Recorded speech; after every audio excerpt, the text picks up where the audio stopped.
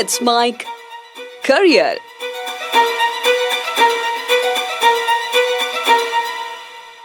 नमस्कार, let's make career के इस खास कार्यक्रम में आपका स्वागत है।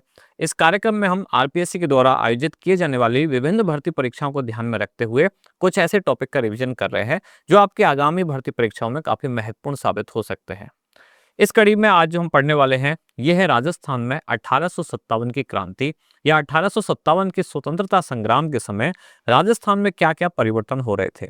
यहाँ कौन कौन से क्षेत्र में कौन कौन से लोग क्रांति को नेतृत्व प्रदान कर रहे थे, कब कैसे ये घटनाक्रम चला, कहाँ से क्रांति की शुरुआत हुई, कैसे क्रांति असफल हुई, किसने क्रांति में भाग लिया, किसने साथ दिया और किसने साथ नहीं दिया, कैसे इसमें से सवाल पूछे जा सकते हैं, इन सब को लेकर आज की क्लास रहने वाली है।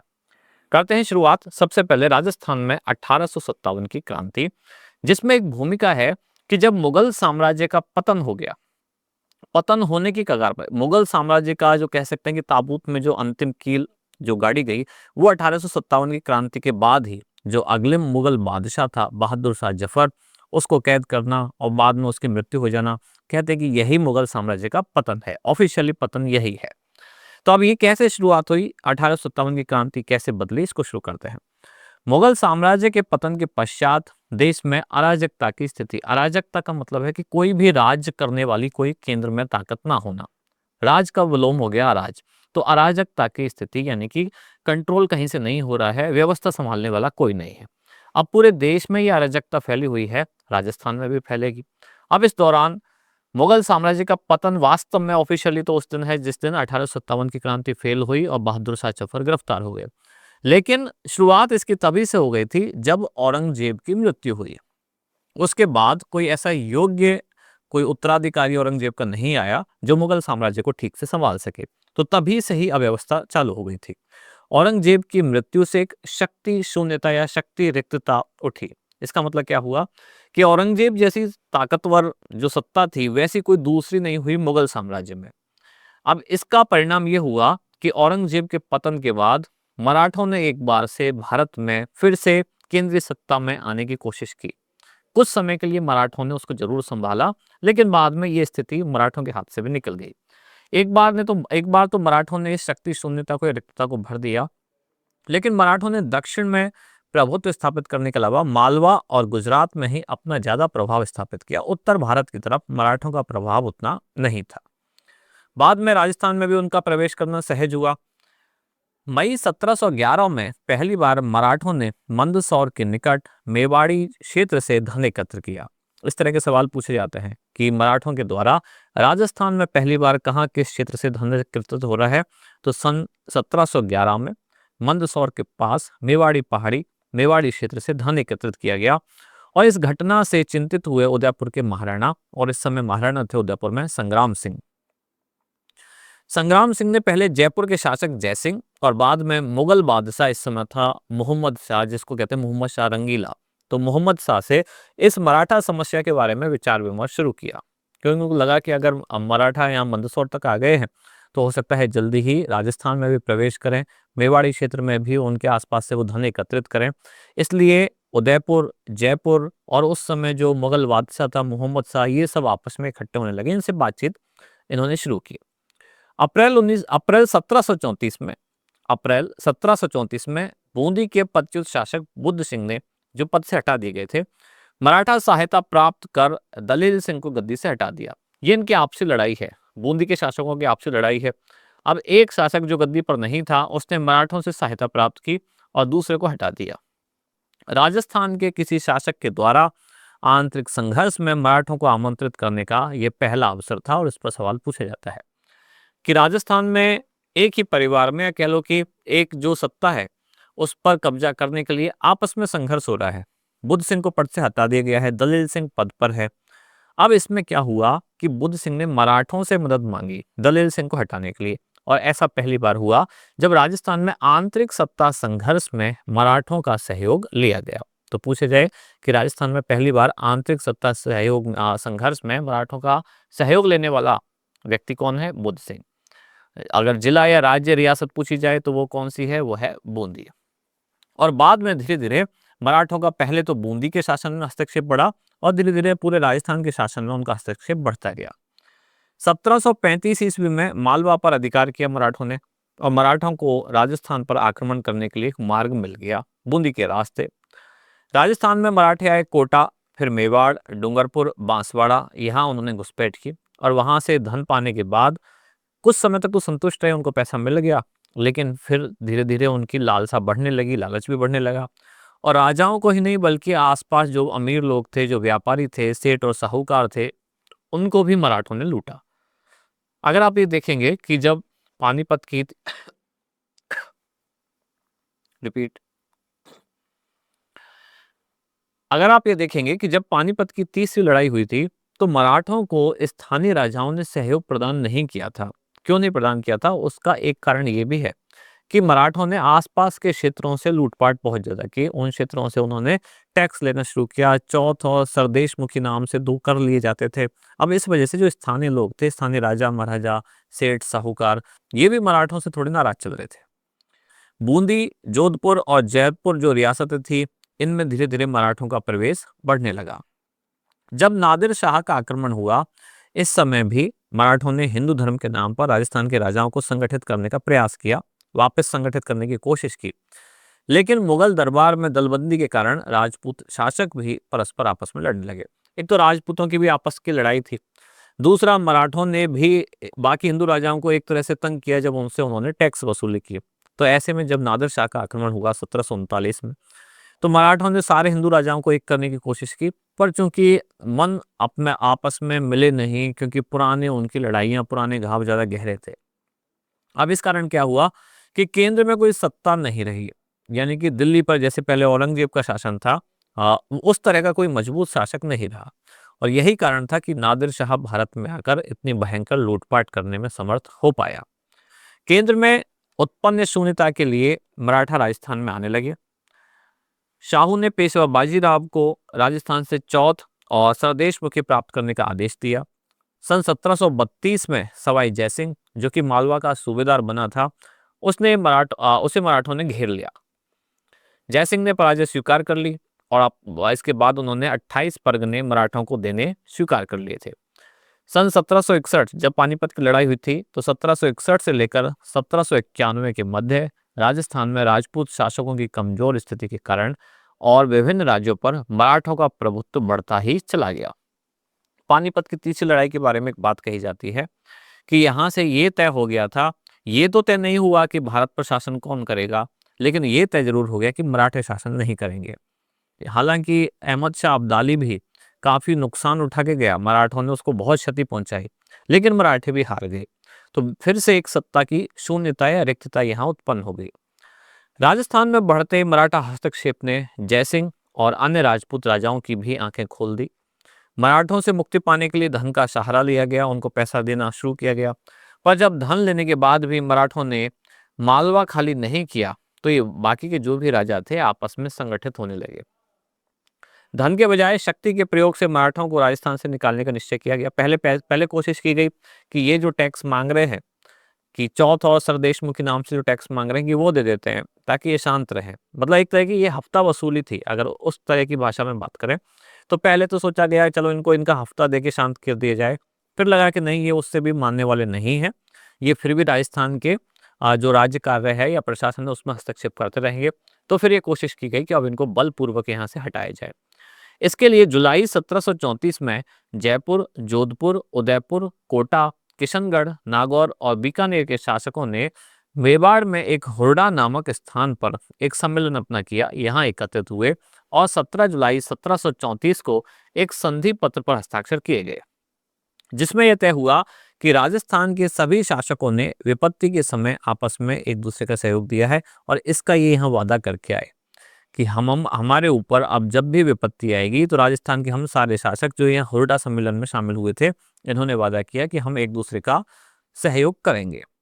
और यहाँ तय हुआ कि वर्षा ऋतु के बाद मराठों के विरुद्ध कार्रवाई हेतु रामपुरा में एकत्र हुआ जाएगा और फिर से यहाँ आगे की कार्रवाई तय की जाएगी। किसी राजा के शत्रु को, अगर आपस में कोई एक राजा का शत्रु है, तो उसको अपने राज्य में शरण नहीं दी जाएगी, इसकी प्रतिज्ञा की गई। लेकिन इस सम्मेलन के वांछित परिणाम नहीं हुए, क्योंकि पहले कभी भी ऐसा हो नहीं पाया, राजस्थान के राजा कभी भी आपस में एक नहीं हो पाए। वही कारण यहाँ रहा यहाँ भी आपसी द्वेष बहुत ज्यादा था।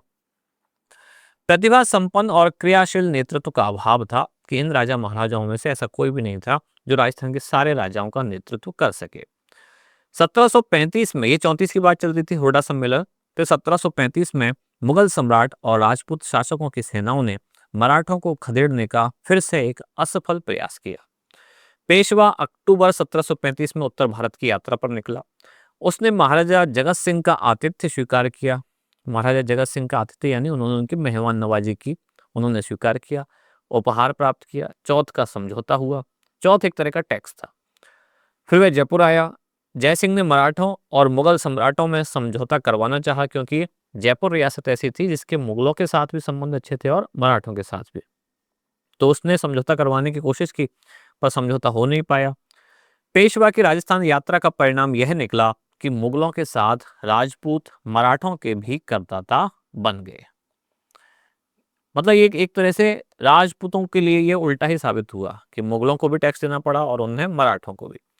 सन 1738 ईस्वी में मुगल सम्राट की ओर से निजाम को बिना युद्ध किए ही एक अपमानजनक संधि सहन करनी पड़ी, दोरहा सराय की संधि, जिसके अनुसार मराठों को मालवा की सूबेदारी और 50 लाख रुपए प्राप्त हुए।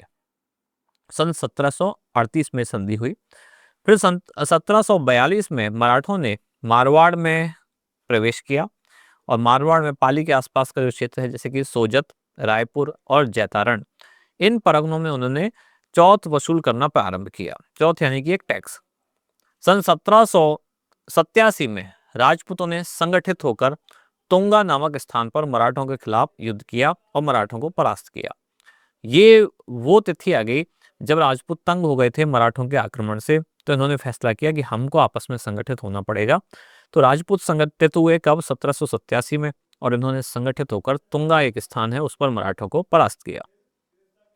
और इसके बाद सन 1791 के बाद मराठों की शक्ति धीरे धीरे घटने लगी, यानी कि क्षीण होने लगी। और इस समय दक्षिण भारत में अंग्रेजों ने अपने पैर धीरे धीरे जमा लिए थे और राजस्थान में घुसने का प्रयास कर रहे थे। यहाँ से भूमिका तैयार हो रही है 1857 की क्रांति राजस्थान में किस तरह से शुरू हुई है, उसकी पृष्ठभूमि धीरे धीरे अपना रूप ले रही है। राजस्थान के राज्यों में उत्तराधिकार का संघर्ष चल रहा था, सामंतों में आपस में प्रतिस्पर्धा थी और राजनीतिक स्थिति उनकी धीरे धीरे कमजोर होती जा रही थी। सन 1791 में अंबाजी इंगले ने मेवाड़ के महाराणा को सहयोग दिया, जिससे कि डूंगरपुर, बांसवाड़ा और प्रतापगढ़ क्षेत्रों पर मेवाड़ के महाराणा का अधिकार हो गया।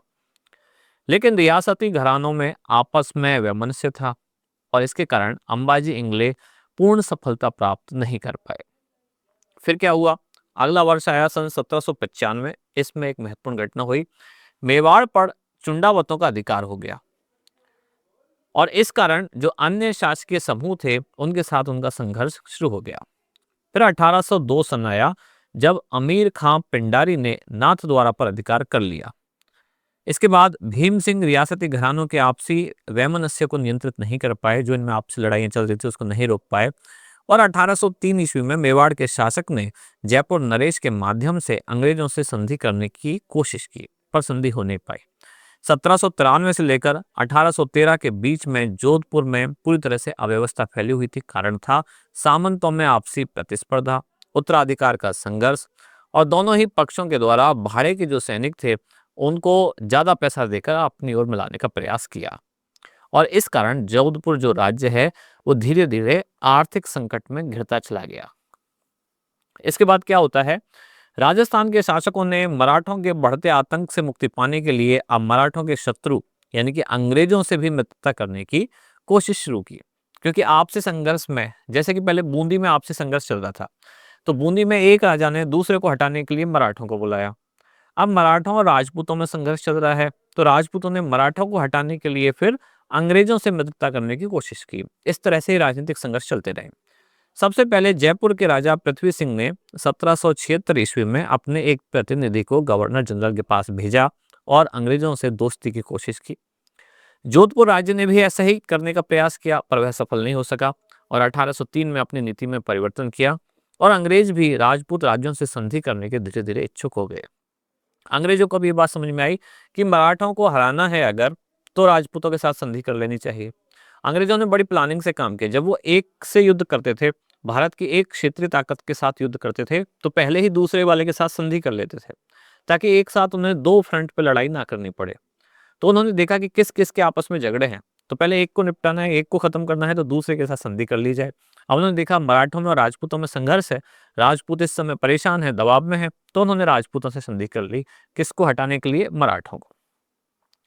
नवंबर 1803 में अंग्रेज सेनापति जिसका नाम है लॉर्ड लेक, इसने राजस्थान की उत्तर पूर्वी सीमा पर लासवाड़ी के रण क्षेत्र में सिंधिया, जो कि मराठों का ही एक तरह का राज्य है, सिंधिया को निर्णायक रूप से परास्त कर दिया।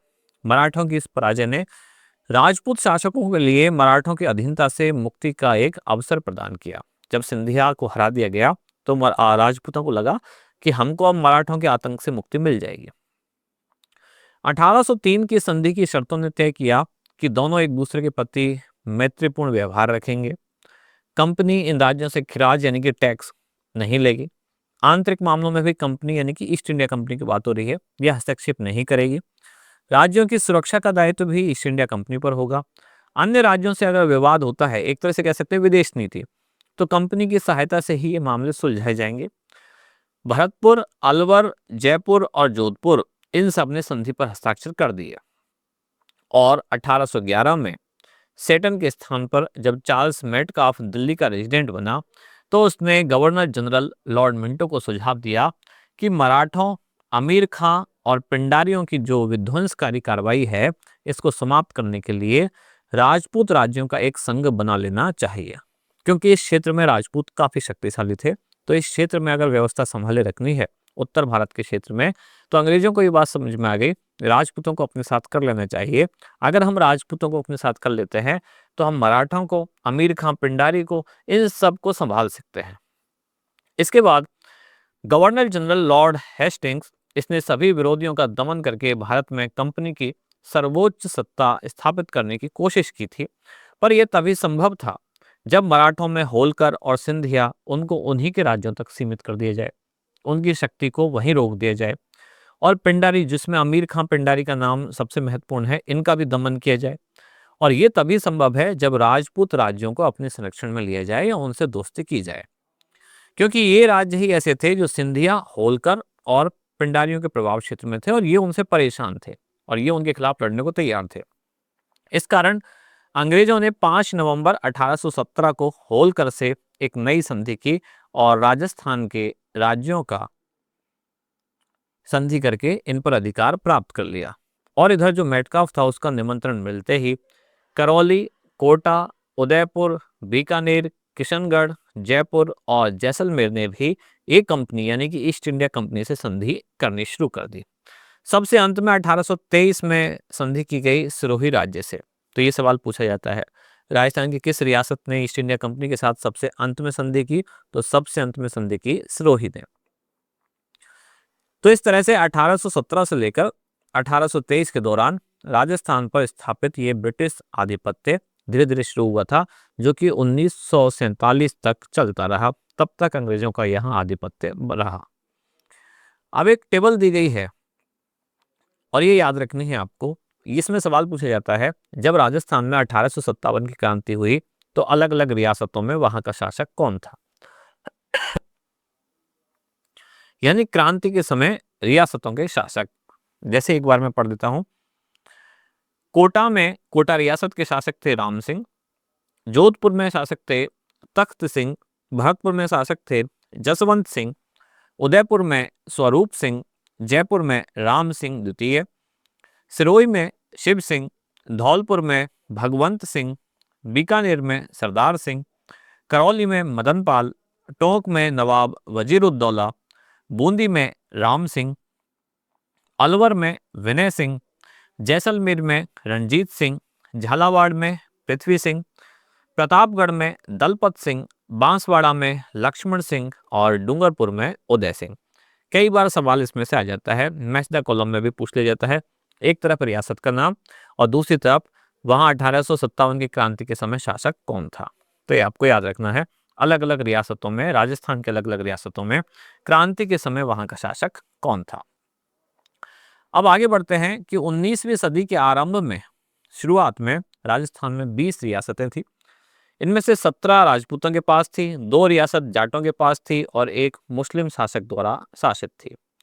अब इनके साथ कुछ संधि की गई है, वो संधि की कुछ शर्तें हैं, कौन-कौन सी हैं? पहली, संधि के द्वारा रियासती शासकों ने अंग्रेजों की सर्वोच्चता स्वीकार कर ली, एक तरह से उनकी अधीनता स्वीकार कर ली। अंग्रेजों ने रियासती राजाओं का वंशानुगत राज्याधिकार स्वीकार कर लिया कि अंग्रेजों ने ये मान लिया कि राजा का बेटा ही राजा बनेगा, वंशानुगत उनका अधिकार रहेगा, ये मान लिया। तो इस कारण राजा भी स्वीकार हो गए अंग्रेजों की अधीनता स्वीकार करने के लिए। अंग्रेजों ने इनको आश्वासन दिया कि अगर आपके ऊपर कोई बाहरी आक्रमण होता है तो सुरक्षा की जिम्मेदारी अंग्रेजों की है। बाहरी आक्रमण साथ ही आंतरिक शांति व्यवस्था बनाए रखने के लिए अंग्रेज इनका सहयोग करेंगे। और यही एक वो पॉइंट है जिसने धीरे धीरे देसी रियासतों को कमजोर कर दिया, क्योंकि अब उनको अपनी सुरक्षा के लिए टेंशन लेने की जरूरत खत्म हो गई थी, तो पूरी तरह अंग्रेजों पर निर्भर हो गए। धीरे धीरे क्या हुआ, इन देसी राजाओं की और रियासतों की खुद की सेनाएं कमजोर होने लग गई। राजा महाराजा पूरी तरह से ऐशो आराम में डूबने लग गए, क्योंकि राज्य की सुरक्षा की जिम्मेदारी इनके ऊपर से खत्म हो गई। इनको लगा कि अगर बाहर से कोई आक्रमण करेगा तो सुरक्षा करने की जिम्मेदारी किसकी है? अंग्रेजों की। संधि करने वाले प्रत्येक राज्य में एक पॉलिटिकल एजेंट रखना तय किया गया और साथ ही यह भी आश्वासन दिया गया कि यह पॉलिटिकल एजेंट उनके राज्य कार्यों में कोई हस्तक्षेप नहीं करेगा। ब्रिटिश संरक्षण के बदले रियासती शासकों को अपनी विदेश नीति अंग्रेजों को सौंपनी पड़ी कि दूसरे राज्य से क्या रिश्ते तय करने हैं, कौन सी संधि या समझौते करने हैं, ये अब अंग्रेज तय करेंगे। यानी एक तरह से विदेशी संबंध तय करने में जो उनकी पहले जो प्रभुसत्ता थी, स्वतंत्रता थी, वो अब समाप्त हो गई। और अपने आपसी विवादों में भी उनको मध्यस्थता के लिए अंग्रेजों के सामने प्रस्तुत होना पड़ेगा। एक तरह से कह सकते हैं कि यही गुलामी की शुरुआत थी। आवश्यकता पड़ने पर रियासती शासक अपने राज्यों के समस्त सैनिक, साथ ही सैनिक साधन ये अंग्रेजों के सुपुर्द कर देंगे। और आवश्यकता पड़ने का मतलब ये है कि जब अंग्रेजों को जरूरत पड़े, एक राज्य की दूसरे के साथ लड़ाई हो जाए, तो अंग्रेज उस राज्य की सेना का इस्तेमाल कर पाएंगे। अंग्रेजों को वार्षिक खराज देने संबंधी धारा सभी राज्यों में अलग अलग कुछ संधियां तय की गई कि कौन कितना टैक्स उनको देगा। अब ये राशि निर्धारित करने के लिए मराठों को दिए जाने वाले जो खराज का अधिकार है उसको आधार बनाया गया कि आप मराठों को पहला कितने दे रहे थे, उसी आधार पर अब अंग्रेजों को ये पैसा देना पड़ेगा। इससे क्या हुआ कि ब्रिटिश संरक्षण जब इन्होंने स्वीकार कर लिया तो इन राजाओं को सुरक्षा तो प्राप्त हुई, पर इन्होंने अपनी स्वाधीनता खो दी। एक तरह से ही अंग्रेजों के संरक्षण में आ गए। अब इन संधियों का राजस्थान पर बहुत कुछ प्रभाव पड़ा। क्या क्या प्रभाव पड़ा? जैसे कि कंपनी सरकार को नियमित रूप से खराज देने से राजस्थान की आर्थिक स्थिति धीरे धीरे कमजोर हो गई। दूसरा, पॉलिटिकल एजेंट जो इनके दरबार में होता था, ये राज्य की व्यवस्था बनाए रखने के नाम पर लगातार आंतरिक मामलों में हस्तक्षेप करता था। शासन कार्य और अधिकारों में जो कमी आई, इसके कारण राजा शासन संबंधी कार्यों के प्रति उदासीन हो गए। क्यों हो गए? क्योंकि अब उनको ना तो सुरक्षा बनाए रखने की जिम्मेदारी उनके ऊपर है, अंग्रेज सुरक्षा करेंगे, अंग्रेजी विदेशों के साथ संबंध तय करेंगे, तो राजा एक तरह से बेफिक्र हो गए। अब इसके बेफिक्री के कारण ही वो धीरे धीरे कमजोर भी होते चले गए। और ऐसी परिस्थिति में ब्रिटिश पॉलिटिकल एजेंट ये राज्य में धीरे धीरे तानाशाह बन गए, यानी कि ये पॉलिटिकल एजेंट ही राज्य चला रहा है। कंपनी द्वारा खराज वसूल करने के अलावा समय समय पर कई खर्चे बलपूर्वक थोप दिए गए, जो संधि में तय नहीं थे, फिर भी बाद में थोप दिए गए। अंग्रेजों ने राज्य के आर्थिक साधनों पर भी अपने अधिकार करने की कोशिश की, जैसे कि नमक उत्पादन के प्रमुख क्षेत्र जो कि सांबर झील राजस्थान का है, ऐसे ही मेवाड़ का जो अफीम उत्पादन का क्षेत्र है, इन पर धीरे धीरे अंग्रेजों ने अपना आधिपत्य जमा लिया। शांति व्यवस्था बनाए रखने के नाम पर इन्होंने सभी राज्यों में अंग्रेजों की सैनिक टुकड़ियां स्थापित कर दी। धीरे धीरे कंट्रोल उनका बढ़ता गया और जिनका खर्च भी इन्हीं राज्यों को वहन करना पड़ता था। अंग्रेजों की सैनिक टुकड़ी वहां है और उसका खर्चा कौन दे रहे थे? यही स्थानीय राजा। बाहरी खराज पर ब्याज देना पड़ता, अन्य खर्चे उनको देने पड़ते और धीरे धीरे राज्यों की स्थिति एकदम ही कमजोर होती चली गई। राजस्थान के शासकों ने मराठा आतंक से सुरक्षा और अपने सामंतों पर नियंत्रण स्थापित करने के लिए अंग्रेजों के साथ 1818 में संधि की थी। अब संधि से क्या हुआ कि वो मराठों से तो मुक्त हो गए, लेकिन अब अंग्रेजों के अधीन हो गए। संधि संपन्न होने के बाद राजपूत शासकों ने अंग्रेजों की सहायता से सामंतों की शक्ति कुचलने का प्रयास किया। बाद में अंग्रेजों ने ऐसे अनेक कदम उठाए जिससे सामंतों की स्थिति कमजोर हो गई और सामंतों की सैनिक सेवा के बदले अब उनसे नगद रुपया वसूल किए जाने का निर्णय लिया गया। पहले जो सामंत लोग थे वो राज्य के लिए अपनी सैनिक सेवा देते थे कि राज्य को जब भी जरूरत पड़ती तो सामंत अपनी सेना भेजता था। अब कहा गया कि नहीं, सेना भेजने की जरूरत नहीं है, सेना के लिए तो यानी कि सुरक्षा के लिए तो अंग्रेज संभाल लेंगे, अब आपको पैसा देना पड़ेगा। तो सामंतों से नगद रुपया वसूल किया जाने लगा। जिससे क्या हुआ, ये सामंत अब आम जनता से वसूलने लगे, जागीर क्षेत्रों पर उन्होंने अधिकार करना शुरू किया और जागीरों के निवासी अपने सामंत की आज्ञा के बिना दूसरे राज्य में कहीं जाकर नहीं बस सकते थे।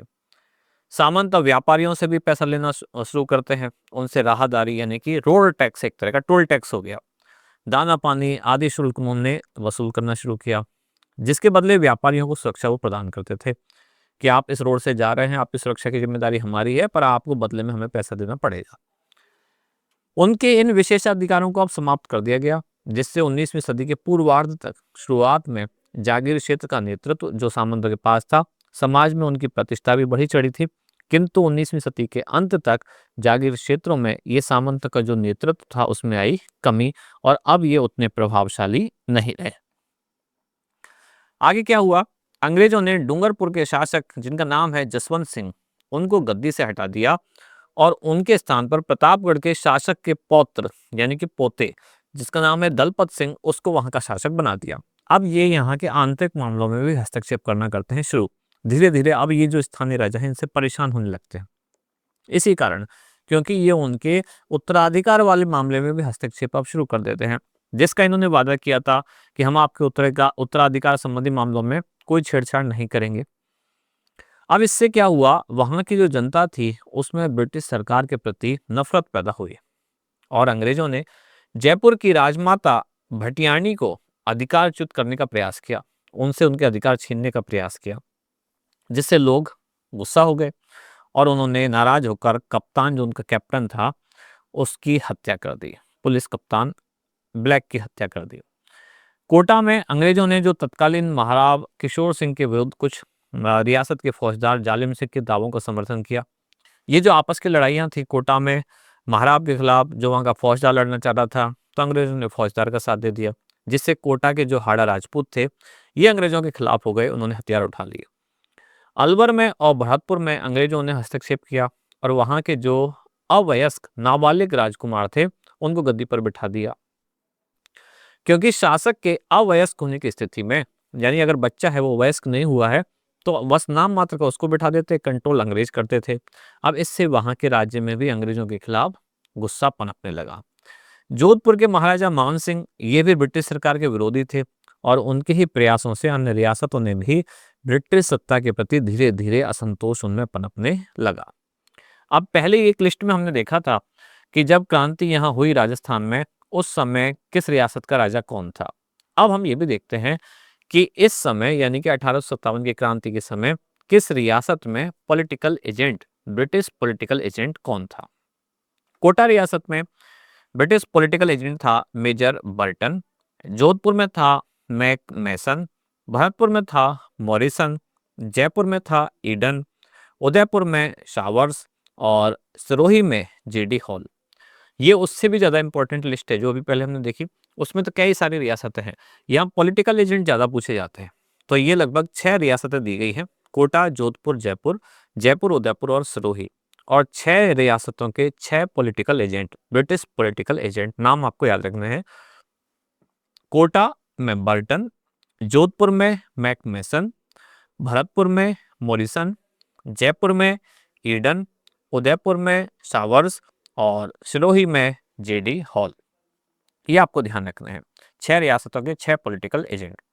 इसके बाद क्या हुआ कि राजनीतिक आधिपत्य अधिकार स्थापित करने के पश्चात अब अंग्रेजी सरकार ब्रिटिश भारत की भांति ही राजस्थान पर भी अब सांस्कृतिक विजय करने की इच्छुक होने लगी कि संस्कृति भी अब वो अंग्रेजों के हिसाब की करने लगे। मिशनरियाँ यहाँ अपनी पैठ बढ़ानी शुरू करती हैं और ब्रिटिश सरकार ने सामाजिक सुधार के लिए यहाँ की परंपराओं, रीति रिवाजों, इन सब में भी छेड़छाड़ करने की कोशिश की।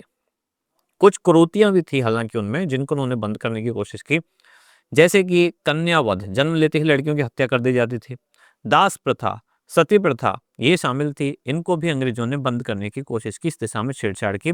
लेकिन इससे जो स्थानीय जनता थी, जो इन विचारों में विश्वास रखती थी, वो नाराज हो गया। तो उनको लगा कि अंग्रेज हमारे धर्म में भी हस्तक्षेप कर रहे हैं। साथ के साथ जो ईसाई धर्म का प्रचार प्रसार था वो भी राजस्थान में अब शुरू होने लगा। अब ये ईसाई मत के जो प्रचारक थे, इन्होंने अजमेर मेरवाड़ा क्षेत्र में वहाँ कुछ ऐसे विचार पनपने लगे कि उन्होंने हिंदुओं को जबरदस्ती ईसाई बनाने की कोशिश की है। अब इससे ब्रिटिश सरकार के विरोध में माहौल पनपना शुरू हुआ।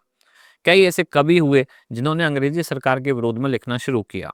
इस दौर में कुछ ऐसे कवि जैसे कि बांकी दास, राघव दास, सांदुगांगजी और सुलेमन मिश्रण, जिन्होंने भारत में क्रांति की अलख जगाई राजस्थान के क्षेत्र में, और इन्होंने अंग्रेजी सत्ता का विरोध किया। जब 1857 की क्रांति प्रारंभ हुई उस समय राजस्थान में अंग्रेजों की 6 सैनिक छावनियां थी। अब ये 6 सैनिक छावनियां कहाँ कहाँ थी? ये थी नसीराबाद, नीमच, देवली, ब्यावर, एरनपुरा और खिरवाड़ा। ये 6 सैनिक छावनी आपको नाम याद रखने हैं। नसीराबाद, नीमच, देवली, ब्यावर, एरनपुरा और खिरवाड़ा। और इनमें लगभग 5000 सैनिक थे। पर किसी भी छावनी में कोई अंग्रेज सैनिक नहीं था। यहाँ सारे के सारे हिंदुस्तानी थे, राजस्थान के थे। केवल 30 इनमें अंग्रेज अधिकारी थे। अब धीरे धीरे क्रांति शुरू होती है, जिसकी शुरुआत हुई थी मेरठ से, और उसके बाद राजस्थान में भी इसकी शुरुआत हो जाती है। और राजस्थान में शुरुआत होती है नसीराबाद से। यानी आज की क्लास में हमने देखा कि पूरा घटनाक्रम, इसका बैकग्राउंड क्या है। 1857 की क्रांति राजस्थान में शुरू होने से पहले पृष्ठभूमि कैसे बन रही थी कि पहले राजपूतों में भी आपस में झगड़ा था, फिर मराठों ने हस्तक्षेप किया, राजपूत राजाओं ने आपसी झगड़े को सुलझाने के लिए मराठों का सहयोग लिया। अब मराठों का हस्तक्षेप यहाँ बढ़ गया तो उनसे निपटने की कोशिश की, उनको पैसा देके, चौथ और स्वदेश मुक्ति देके पहले शांत करने की कोशिश की। नहीं हुआ तो उनके खिलाफ आपस में एक होके, इकट्ठे होकर लड़ाई करने की कोशिश की। फिर भी ठीक से बात नहीं बनी तो राजस्थान के शासकों ने अंग्रेजों के साथ संधियां कर ली। अब अंग्रेजों के साथ जो संधि की उससे मराठों से तो मुक्ति मिल गई, पर अब ये राजपूती शासक, राजस्थान के शासक अंग्रेजों के ही एक तरह से अधीन हो गए। और अब अंग्रेजों के खिलाफ गुस्सा पनपना शुरू हुआ, और जिसने ही भूमिका तैयार की 1857 की क्रांति की। अब इसके बाद नसीराबाद से शुरू होती है 1857 की क्रांति। ये पढ़ेंगे अगली क्लास में। ये अगर आपको अच्छा लगता है कार्यक्रम तो कमेंट्स में जरूर बताएं। इसी तरह की अन्य घटनाओं के लिए, अन्य रोचक जानकारियों के लिए जुड़े रहिए लेट्स माइक के साथ। धन्यवाद। आप सुन रहे थे let's mic more than radio. Follow कीजिए हमें हमारे सोशल मीडिया प्लेटफॉर्म्स पर। It's time for news. It's time for more than radio. Presenting the first radio news app, Let's Mic. Let's Mic, a news-based app on your phone where you get to watch and listen news, talk shows, interviews, radio show podcasts. On Let's Mic, you get all relevant information of TV, print, radio, podcast, and digital. Let's Mic talks about every segment of life.